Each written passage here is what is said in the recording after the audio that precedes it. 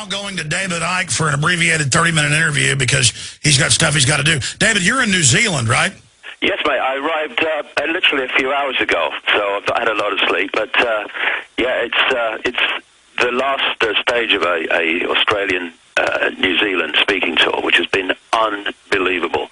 If anyone who wants to have confirmation that the world is waking up, just not parts of the world, they should have been with me in the last 7 weeks. I mean, when you get 2,000 people turning up at one event in a place called the Gold Coast in Australia, you know, given that I've been here a few times and talked to a phone box often before, you know that there's a wake-up going on worldwide. Well, there certainly is. I mean, I'm seeing this wake up worldwide. People who aren't well known or whose faces aren't recognizable kind of feel like they're alone. But when you are a David Icke or a George Norrie or an Alex Jones, you do run into the people. And I'm telling you, David, 10 years ago, maybe 1 out of 15 people I walked by on a street anywhere in the U.S. would stop and talk to me. Now it's every 4 or 5. I can't go out in public now. And it must be wild for you. And it's not, oh, look, we're well-known, we're celebrities. You were a celebrity before you even got involved in this stuff, champion goalie, national TV host, head of the Green Party. But are you not seeing the same thing now, the feedback? And I think it's important for those of us that are recognized to be able to tell the public the dominoes have already fallen. That's why the elite's getting ready to start all these new wars. David, what's happening in Europe with the Vatican calling for world government, global currency, the open call for Israel to attack Iran? It seems like the quickening is upon us. Yes, it is. I mean, there comes a point, I said it years ago, when something's being manipulated covertly into place, that can go on for a while. But there comes a point where the new society that you want to introduce has to break the surface where it can be seen. And that's what we're seeing now, this window of opportunity where it's not sometime over the rainbow anymore. It's not this is coming if. It's here. It's how deeply are we going to allow it to go in, and how much are we going to pull it back from where it's already got. And so we're now seeing the real blatant unfolding and calling for this whole structure of global fascist centralized control that we've been talking about all these years. And I think there's another thing here as well, which I've been aware of, Alex, for a long, long time. And that is that as this awakening more and more manifests itself, and although, you know, these protests around the world, lots and lots of people involved, fantastic that they're doing that, but they have to get streetwise to the game that's being played, otherwise the game will play them and use their genuineness to do it. But this awakening is reaching the point where a massive Rubicon has been crossed. It's like in the Matrix movie where Neo is asked to accept the fact that he's a slave. That's the big Rubicon. Okay, I understand my situation. I'm a slave. Next thing, I'm not having it anymore. And this is where these protests, the genuine people out there around the world doing this, they've crossed that line. I realize I'm a slave. I realize the world is deeply corrupt beyond anything I thought before, and I'm not having it. Now the next stage is to get streetwise, because if that doesn't happen, then you can get manipulated into calling for things that force which you are out there challenging actually wants to introduce. And so what we're seeing, for instance, now in Europe is the euro being basically attacked because of a simple reason. People say, well, it's not good for the euro that it's not working. It's not supposed to work. They want a one world single electronic currency. Therefore, they have to make currencies in all the forms that they are now not to work so they can offer the solution until they get to that point of a single electronic currency. So what the euro has been is a stalking horse.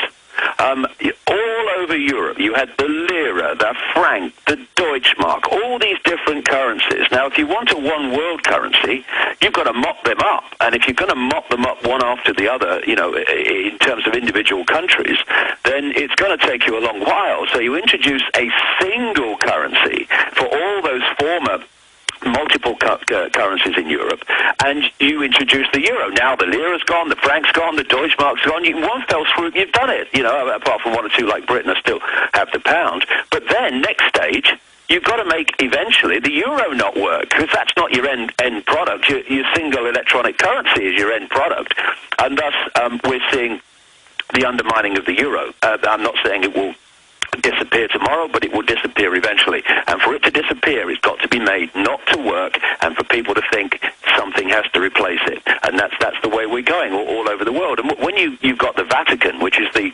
Church of Babylon relocated, I mean, you do the historical research, the Church of Babylon relocated to Rome. They just changed the names. And so it's absolutely in line with the whole plot that a Vatican organization would come out and join George Soros and all these other people calling for a central bank, a world central bank. And this is the big point, Alex, in terms of the protesters, because I've seen some of this over the last few weeks, where people are being manipulated to, some of them anyway, to call for some kind of democratic world authority to take over the banks, democratic control of the banks and all this stuff. It's a scam. It's what they want. I mean, let's just analyze this.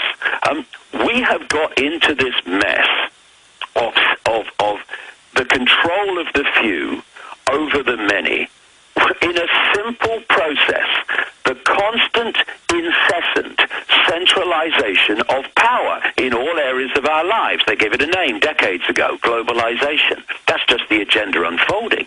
So we got into this situation because control of the banking system is in the hands of so few people. Therefore, the few dictate and run the financial system for the many. This is where this whole thing about the 1% and the 99% has come from. You look at government, centralization of power. In Europe now, because the European Parliament's just a talking shop to give the illusion of any kind of democratic, process in the European Union. It's dictated from Brussels by dark suits that are appointed by the cabal. So now the central few in Europe are dictating to the whole European population that are involved in the European Union. And so we're in this mess now where countries like Greece cannot individually respond to their problems. They have to do it collectively through this centralized organization because they're all members of the same currency, the euro. And where I'm going with this is this. We have got into the situation that has got people onto the streets of the world for the incessant centralization of power. So are we going to say the answer to that is even more centralization of power? Let's take it onto a global level now. Instead of having the European Central Bank dictating the economies and currencies of Europe, let's have a world central bank, and then they can do it to every country in the world. It's the other way, surely, we need to go. When the cabal has spent centuries and more incessantly centralizing power in the world, it's because it suits them. It's because the more you centralize power, the more power the few have over the many, and the more you centralize power, the more power you then have to centralize even quicker. This is why the speed of globalization, as it's called, has got quicker and quicker and quicker. So they want to go incessantly towards centralization of power on a global level. Therefore, we the people, surely, want to go the other way, where people in their communities are having a say in the decision-making over their communities, where there's such diversity of power that no central cabal can run a state, never mind a country, never mind a world. This is the way we need to go. And I just say this to the people on the streets in the protest. If anyone comes along, organizations or individuals or whatever, and they're calling for centralization of power on a global level to solve the problem reaction solution that these people are protesting about, then they're either completely ignorant of the way the game is being played and where the game wants to go, or they are manipulating you on behalf of the game. David, very powerfully said, and that's what the Trilateral Commission said they would do in the 70s, and it's so transparent to those of us that are awake that we see clearly. They always hold you hostage and say, give more centralization to us, and then the crisis only gets worse, and they say, okay, now I've got you deeper in, give us more. Exactly. But these vampires are being exposed. I mean, I'll tell you now, Jesse Ventura is trying to get a hold of you, and a lot of his material he wasn't convinced of, but the deeper he gets into it, you know, he's looking at the fact that they're trying to suppress what you're doing because it could end the whole existing religious order. So I do, when the interview ends, want to try to give you their number so they can hopefully interview you, even if it's for Skype, for the TV show. And in the TV show, you know, I'm not naive like I was 12 years ago and turned the punch bowl, but I play devil's advocate. I say people didn't believe what David Icke had to say before, and some would say that it makes us feel powerless, that it's this off-world power. But, you know, there's a lot of credence to what he has to say, so you need to talk to David Icke. You know, I've been interviewed by him, and I send him to you. So I hope that happens, because, you know, that's part of their whole research. I know you're very busy, but yeah, I think actually, Alex, I'm going to talk to them later today, which will be good. You know, I listened to an interview you did with Fritz Springmeier the other day, and I've see what's happened to Fritz and stuff, and I met Fritz a long time ago, and this stuff that, you know, we've been talking about the Satanism, the worshipping of the gods, the blood drinking, and all that stuff. Did you know they've confirmed in Canada, I'm going to just interrupt you, this is in like the Globe and Mail and Toronto Star, that at these reservations, over half the kids were being killed, and now they have witnesses that say the Queen of England 30 years ago was there and took 10 kids with her? I mean, this is in the Canadian news. This is crazy. I'm sorry, go ahead. I saw that, Alex, and of course at least a number of the witnesses that are dead. That they saw him are no longer alive, you know. I mean, it's funny, I've been in Australia, and I offered the Queen a ticket, but she didn't turn up, because she was out here at the same time, right? But you were getting into Satanism, and I interrupted you. Yeah, she was having a walkabout in Melbourne when I was there. It was hilarious, really. But and you see people bowing to them, and there was this controversy and scandal that the Prime Minister of Australia didn't curtsy when she met the Queen. I mean, it's unbelievable the level of childishness that some people in this world are involved in. But the thing about Satanism, it's a wider point, Alex, really, and I completely understand it, and this is why the challenge now for people who are waking up to, hey, the world's not like I thought it was, it is a real challenge to way open the mind. It's like Socrates in ancient Greece is supposed to have said, wisdom is knowing how little we know. Well, you know, it's not that you believe everything, you don't, but you don't dismiss things by reflex action just because they're so different, because this is the point.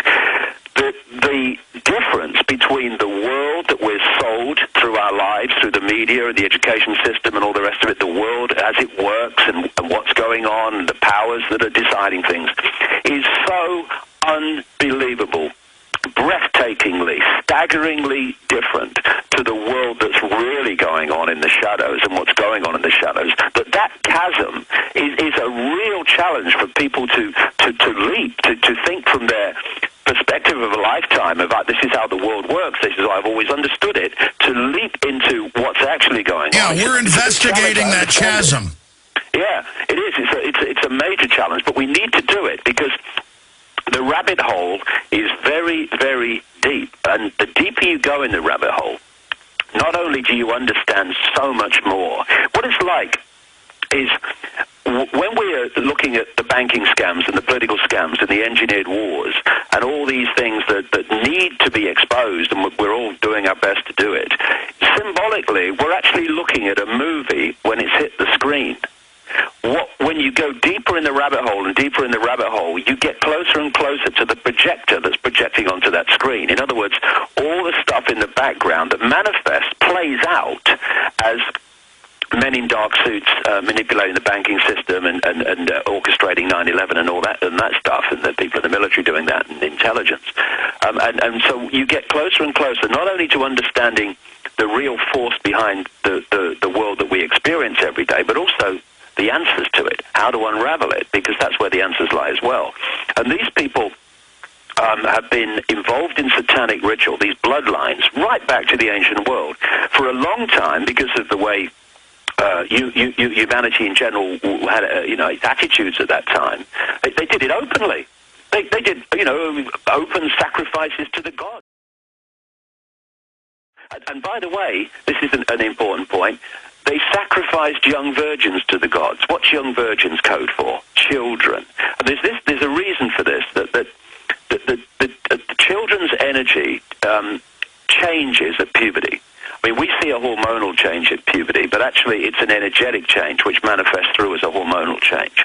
These people want that child's energy before that change takes place that we call puberty, when they move in towards... They want the purity, they want the innocence, and I want to raise this to you. That's why I'm glad you're here, David. I want to go over this point with you.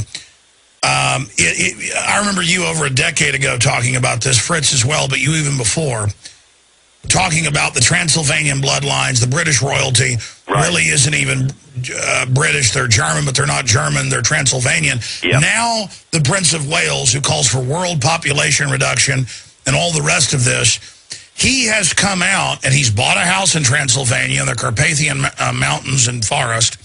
He says, yes, my main ancestor is Vlad the Impaler. Yeah. And then Vlad had all these kids that killed kids and bathed in their blood, these women. Yep. This is Count Dracula, and now he's hanging out a lot of the time in Transylvania.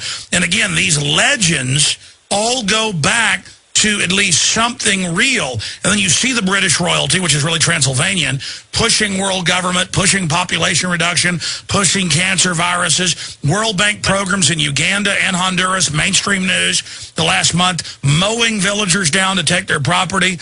These really are the psychic vampires, bare minimum. And some say maybe David Icke's right. Maybe it's not vampires, it's something else. But, I mean, my God, who could make this? I remember you talking about that 15 years ago. Why is it now manifesting? Why is he taking on his Transylvanian bloodline and literally, reportedly, moving into the birthplace of Vlad the Impaler?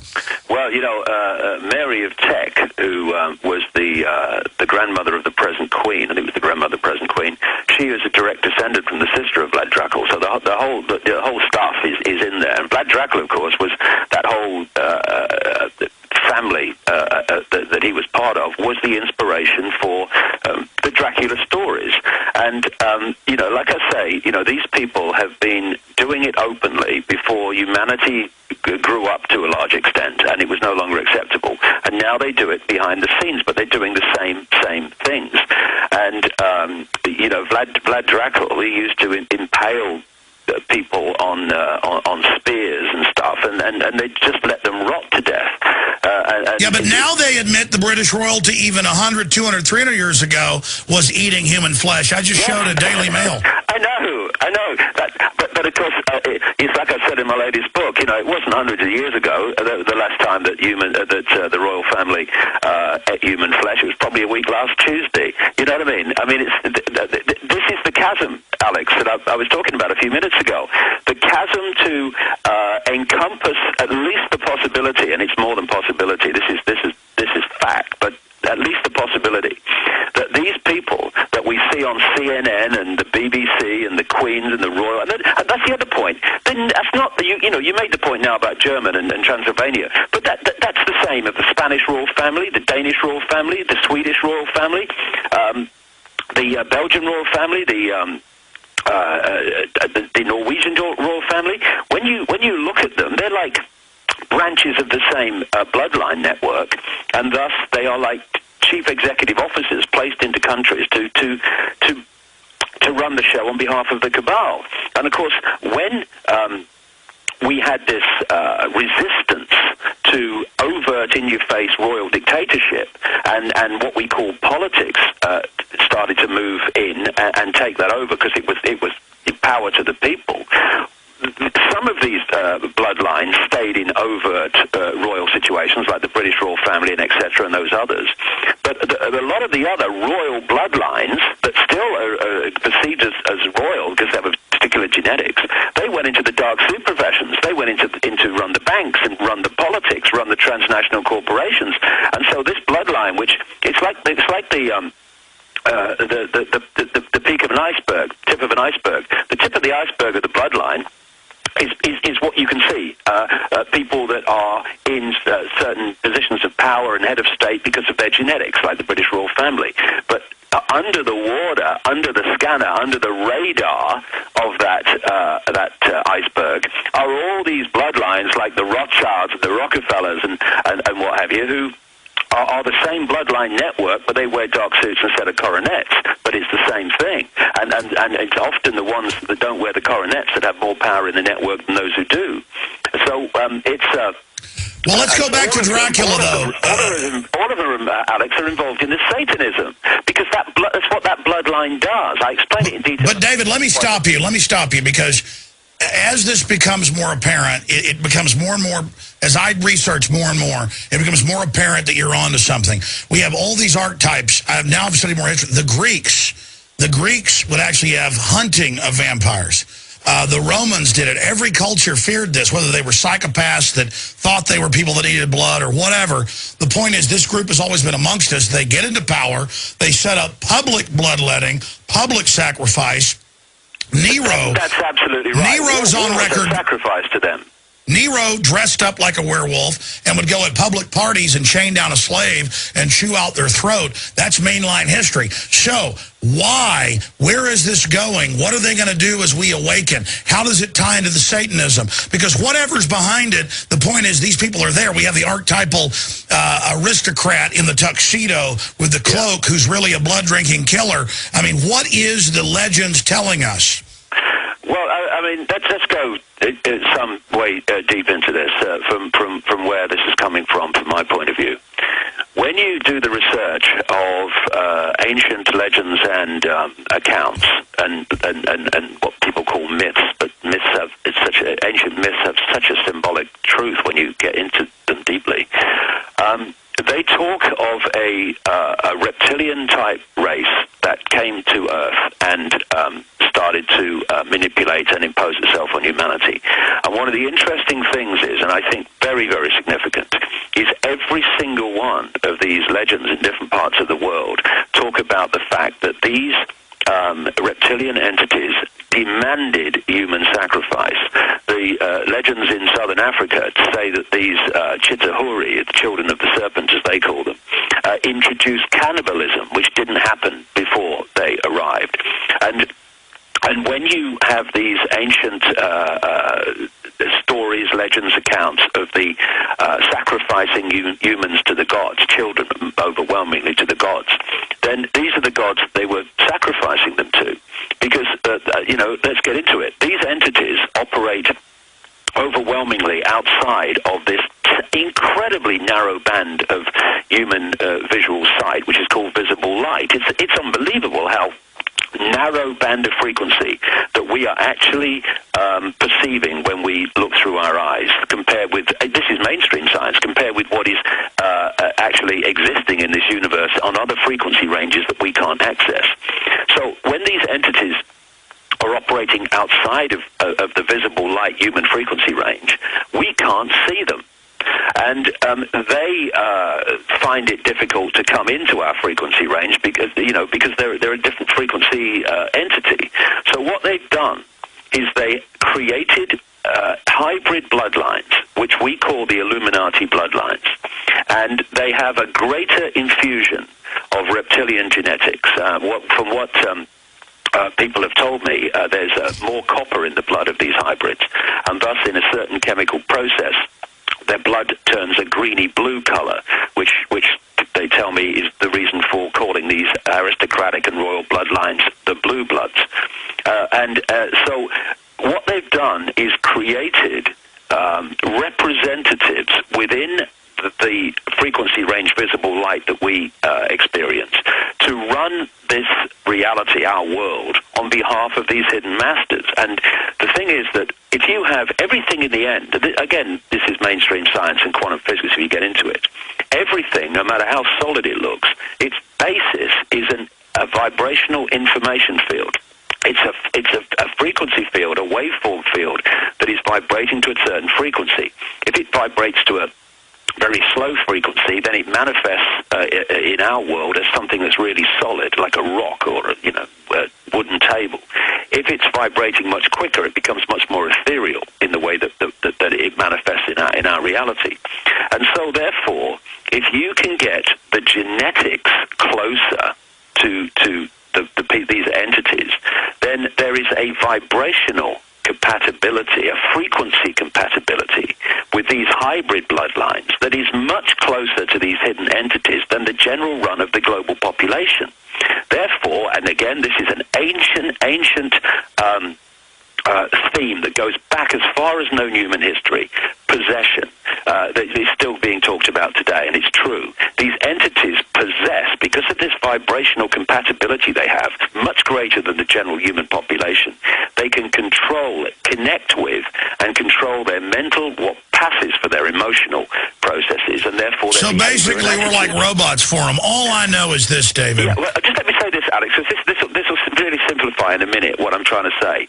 You know, when scientists are they're working with material that's too dangerous, so the material goes into a tank, and the scientists stand outside the tank, and they put their arms in the tank through those big long gloves so that they can work with the material while being outside the tank. Yes. If you take that tank to be our world, you take the scientists to be these entities, and you take those gloves to be the Illuminati bloodlines that run the world at the moment.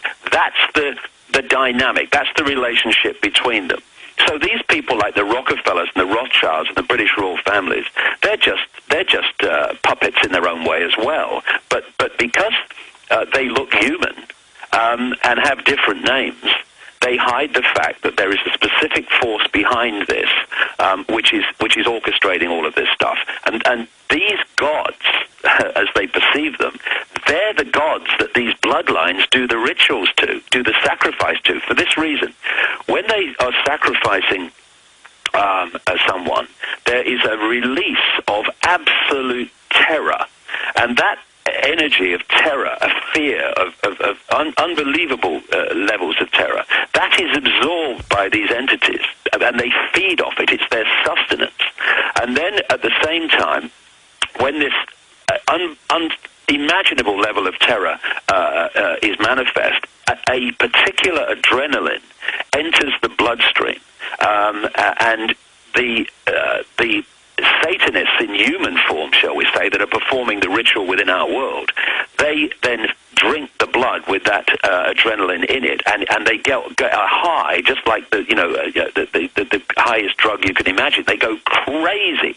And if people ever watch that movie series Blade, when they went crazy in the rituals with the blood and everything, that is based on fact. That's what happens. That's what some of the most famous people on this planet are doing. And this is the chasm we have to leap. Well, look, all I know is the globalist, when I was at Bohemian Grove 11 years ago and snuck in, they were taking it serious. They were in high religious reverence. Right. And there's no doubt the elites do believe that they are involved in the occult, skull and bones, all of it, and that is our ruling class. And there's no doubt that every culture has these legends, and that every culture then manifested human sacrifice, blood drinking, all of this. So why did every human culture do this? Because I'll tell you right now, I, as just a normal human, have zero. In fact, I have a negative desire to drink blood or sacrifice somebody. So why in every ruling class, in every culture, does this manifest? That's what adds credence to what you're saying. Yeah, exactly. Alex, it's the genetics. What genetics is to these people who understand, I mean, they're genetic, obsessed with genetics, which to them is a form of technology. Well, they knew about it before it happened. They said we're going to discover the DNA. We're going to have eugenics 160 years ago, and they pioneered the whole system. Yeah, and the genetics is like a software program. And the software program in these hybrid bloodlines includes a desire to do all the things that the vast majority of the rest of the population would find, beyond belief that anyone could do. Like blood drinking sacrifice. It's in the genetics. It's like a software program playing through them, and therefore I've said so many times over the last 21 years since I started going into all this, if people perceive what these bloodlines would do on the basis of what they themselves would or would not do, you've completely lost the plot. Because if we could look through the eyes, Alex, of these hybrid bloodlines, the Rockefellers, the Royals, the Rothschilds, etc., we would be beyond perceiving reality compared with the way most humans perceive reality. See, one of the things, this is a really important point, one of the things that this software program, I'm calling these hybrid bloodlines, one of the key things that's been deleted from them is empathy. The ability to feel for the consequences and the feelings of others that you put in terrible positions. That empathy is a fail-safe mechanism for human behavior, because we look in a child's face, Alex, and the thought of sacrificing that child, the thought of terrorizing that child, of sexually abusing that child, the very empathy alone deletes anything. No, it's more than that. It's more than that. I'm like Tony Montana. I'm ready to kill anybody who wants to hurt a child. I don't have a lust for violence and things like that, except when somebody's hurting a child. I'm ready to kick 20 people's ass, David. The thought of somebody hurting a child, I'm ready to stomp 20 people on the ground. And I'm not a tough guy, but I'm ready to absolutely open a can of clobber in time. And so I can't, and that's why good people are blind. We can't imagine that the evil is even into this. Yeah, the point I'm making is, though, that process of feeling empathy for the suffering of the child, they do not have the ability to feel that. This is the key, because this hybrid genetics has deleted that. It's deleted it on purpose, because you don't want people representing your horrific agenda for humanity if they have a conscience. The last thing that you want, because that's going to make it much more difficult to get those people. So in your research, I would have zero of this hybrid stuff if I feel absolutely violent towards anybody who wants to hurt a child. Well, no, what I would say is, if you have a feeling that you can hurt people, and anybody, I'm not talking about you, I'm talking about in general, hurt people, and not have any feelings for the what they are suffering, what they are feeling as the result of your actions, well, that is a lack of empathy. And this is why pepper bombing Baghdad, pepper bombing Libya, Tripoli, Sirte, full of civilians, killing 2,000 people on 9/11. For the rest of us, the feeling of empathy with their suffering, with their trauma, with it's their overwhelming. Horror, it's torture. With the parents and the loved ones of people on 9/11, that alone would stop us even thinking or dreaming about doing it. You delete that, Alex, there are no limits, there are no buffer stops on behavior, and because there are no emotional. Well, let me expand on that, though. Have you seen the little 3-year-old girl with the whole lower mandible blown off with the tongue hanging out, screaming in panic and pain? For us, that's torture, but you're saying for the Illuminati, that's music. Look, Alex. Let's look at this again in a very simple way.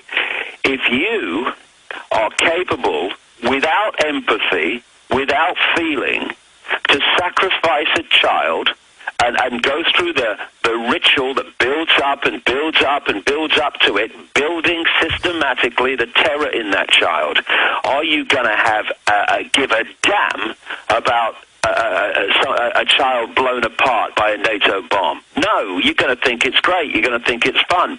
In so many ways, mate, that little 12-second clip of Hillary Clinton glorifying in the death of Gaddafi that's been going around the internet, that absolutely, in a very, very encapsulated 12-second way, very mild compared with what they do in the shadows. We came, we saw, we died. Encapsulated these people's attitude to the human population.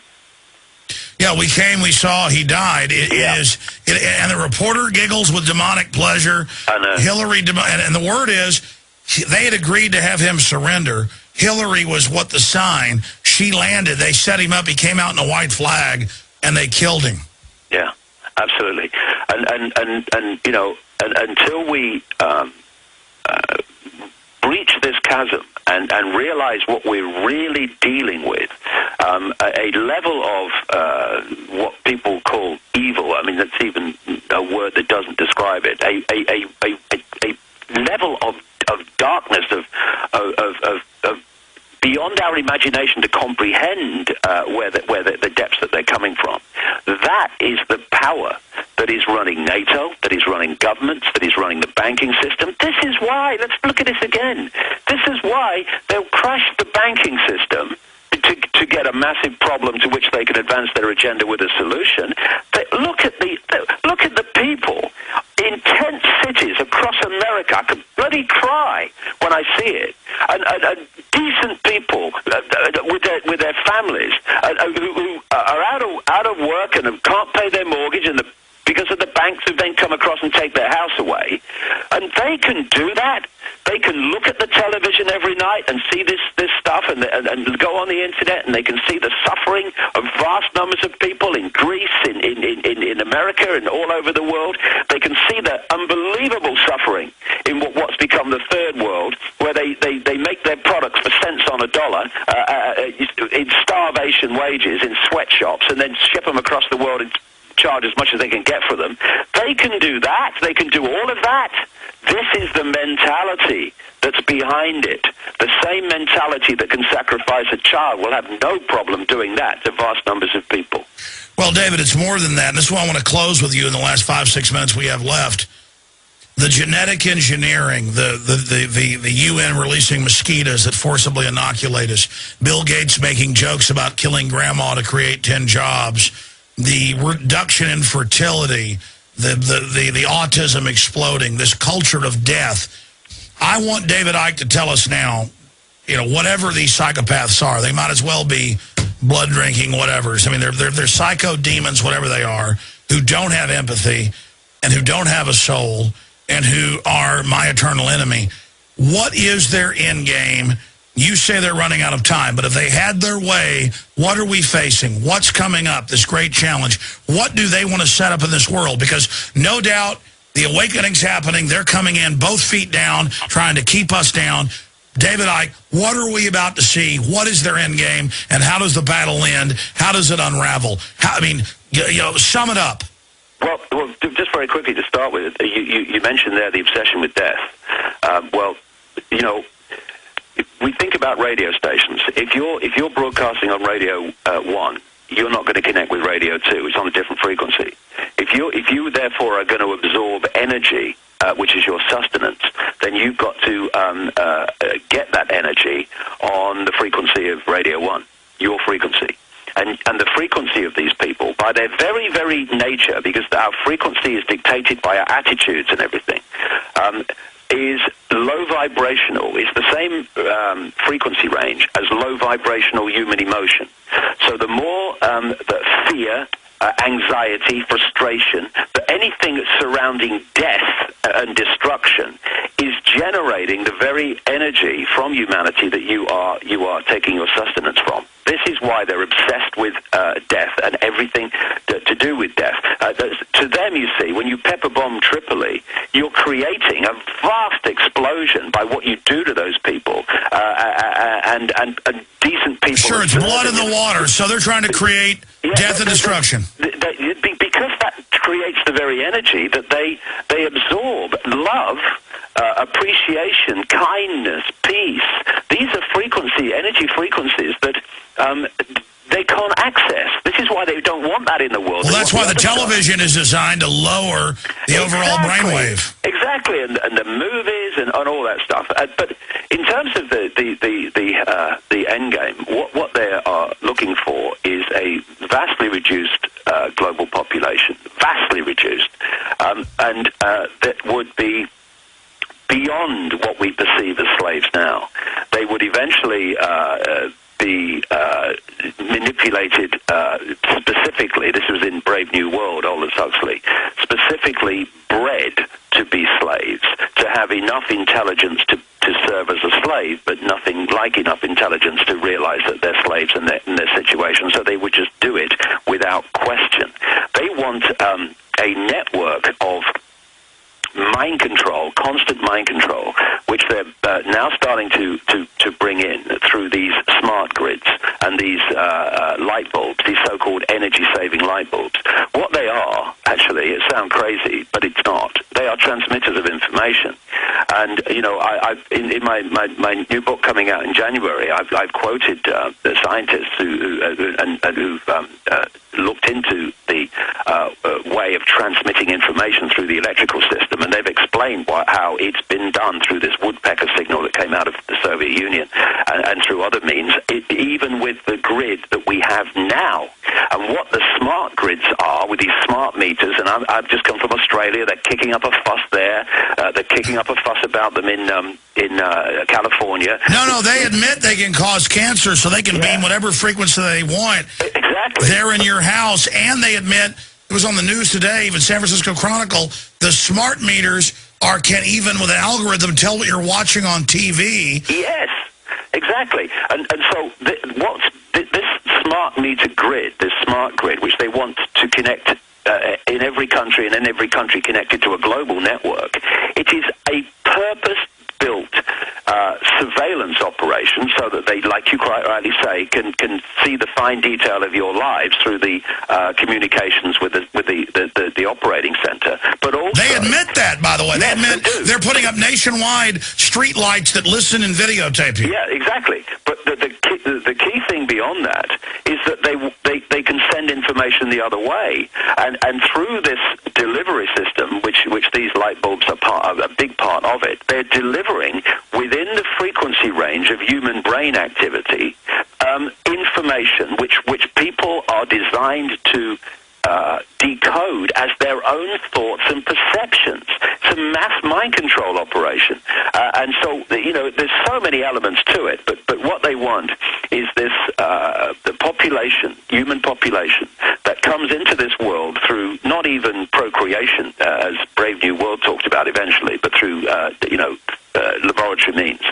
And where they are produced in batches. And that's why they have to destroy our fertility, so we have to go to them to have them born in a laboratory where they can then put in the Trojan horses as they want, and you actually get a child that looks like you, but it's not even your child. You can see this program, this plan. David, promise me that before the new book comes out in January that you will join us again here on air.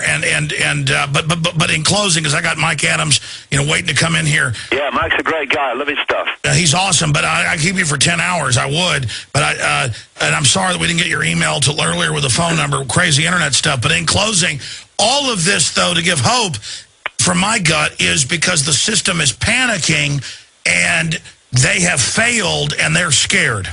Well, this is the key point. You see, I make the very strong difference between what I call consciousness, which is the infinite, eternal self, and what I call mind-body, which is the interface. It's like a computer. It's like people say I'm going on the internet, but we don't go on the internet. The computer does, and we so even if they program us, our soul still knows. Yeah. What I'm saying, what I'm going quickly with this. I know you're running out of time, but it's an important point. We go on the internet through the computer. Now, what if the computer started becoming detached from us sitting at the keyboard, and we were smacking the mouse and smacking the keyboard and nothing was happening, and now the computer is deciding where it's going on the internet and what he thinks of it? That is the dynamic of the human condition. The system is structured to pull us into five-sense reality only, and then program through eyes and ears information, which they control, our perception of reality. What is happening now, is that people are opening their minds and letting consciousness in to that perception process. And when they do, they can see things suddenly. Why didn't I see it before? It's so obvious. Well, because you're looking at the world from another level of consciousness now. This is what's happening. This is what they're terrified of, because they know if enough people do this, game over. Because they can only control us through body-mind. They can't control us through consciousness. And therefore, the more people that awaken, and my goodness, the exponential curve now is extraordinary, the more this system loses its grip on human perception. And it loses its grip on human perception, it loses its grip on human enslavement. Well, that was my final question, is that the more they attack us, the more we resist. All I see is an awakening. And I see the system... It's incredible. The number of the people... you'll know this, Alex. People listening to this program will know this.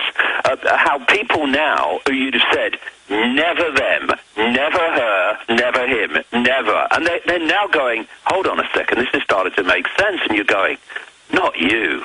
I mean, people are now awakening who very short time ago, mate, would have laughed this stuff in the face. And that's the level of transformation that's now going. And we've seen nothing yet. But, of course, as this happens, the cornered rat is going to throw everything at us to try to hold on to its power. And there's going to be a lot of challenges, and it's going to be a lot of upheaval, and it's going to create as much chaos as it can so that we get pulled in the five senses of fear and anxiety and, oh, my God.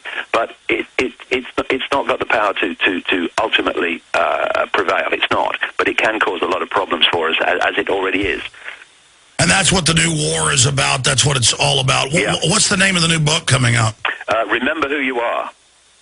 And it's a multiple. It's not just about that one, thing that comes to mind when you say that. It's a massive tapestry of information. But remember who you are. Yeah, you're not Ethel Jones. You're not Charlie Smith. You're not your job. You're not your income bracket. You're not your color or your race. That's what you're experiencing.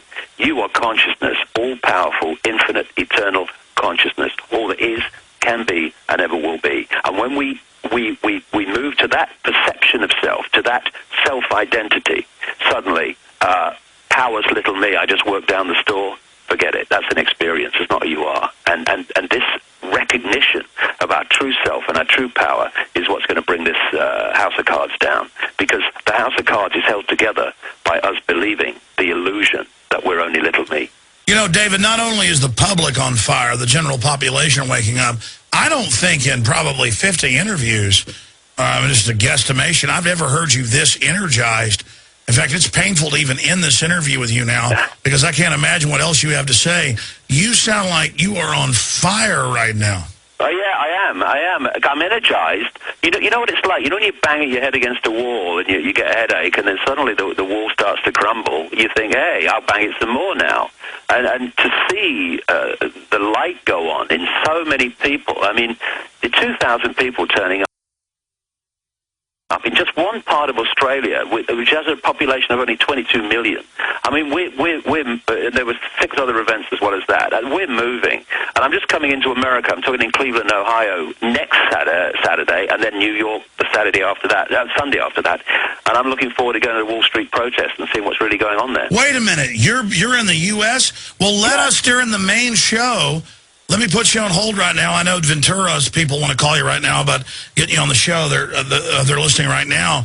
They're about to call your hotel room there on the other side of the planet in New Zealand. But what about Jaron emailing you, and so we can really have a full discussion? This quickening's accelerating. How about you come on when you're here in the U.S.? Yeah, no problem. Do they go to davidicke.com to find tickets and all that? Yeah. It's very simple. If they go to davidicke.com, it's all there. Yeah, but it's amazing what's happening, Alex. It really is. And well, David, I'll say this in closing, and I'm going to go to break and say bye to you during the break, and then Michael's going to give you a call from Ventura's people, but I can feel it. I mean, whatever it is, whether you're right or wrong, this is not of this world. Like the devil, as Christians say, whatever. There is a system of evil tying things together that you can only describe as extraordinary and anti-human. And whatever it is, some group consciousness of the psychopaths together, whatever it is, it's got to be met. And I can feel the victory coming. Few of us are well known and actually can be recognized. The general public feels like they're alone. That's the point I made at the start of this interview, is that you're known, I'm known, a few others are known. We see how many people are awake. I want folks to take heart and realize the numbers of awake people is swelling, and as you said, the cornered rat is going to strike. Yes, it is, but it's not going to prevail. It's not going to prevail. It's striking out of panic to a large extent because it's trying to keep the lid on this. It's no accident that at the same time that this awakening is happening, it's the same time that they're throwing everything they can at us. It's because they're trying to keep the lid on this, and they can't, and therefore they better get used to it. Well, all I can say is excellent job with everything you're doing, David, davidicke.com. Again, where all are you speaking in the U.S.? Cleveland, Ohio, in a week Saturday, and then New York the following Sunday. I need to get out to one of those events. David, I still have never met you in person. I know. Come to New York, mate. I guess I can let the TSA grab me. You know what? Is that not slave training for these serpents to put their hands on us? Oh yeah, I mean, all this stuff of the rub down for children and stuff. It's preparing children to find that totally acceptable. I mean, I've mentioned in the new book, efforts, and I'm sure you've come across them, efforts to make pedophilia and sex with children to acceptable and a normal part of stuff. And what we're seeing with the so-called human rights, UN human rights of the child and all that stuff, some of it sounds good on the surface, but it's all part of a massive tapestry of removing power of the parents over the lives of the child, and so giving it to the state under the illusion of giving it to the child. This is why, these horrendous bloody vaccines that they're doing for girls and offering it for, kind of getting in for boys now, that some states are, or some authorities are saying that the girl must have the right to decide if they have it, not the parents. So it's all part of this eroding of parental influence over their children, because the state wants the kids. And Brave New World, Aldous Huxley, it's all in there. Well, David Icke, we're going to go to this little promo for the money bomb we're doing right now, and I'll say bye to you during this.